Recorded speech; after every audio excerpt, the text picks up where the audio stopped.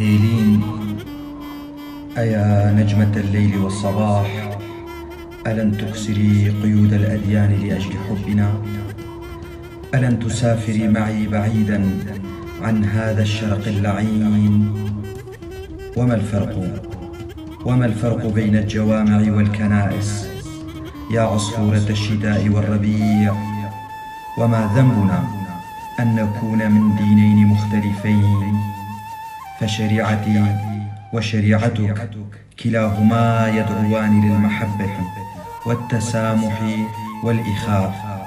أفليس حبنا محبة وتسامحا وإخاء؟ هيلين، أيا عروسا أعشقها، متى تصير أيامك كلها أنا؟ ومتى ستكسرين القيود والجدران؟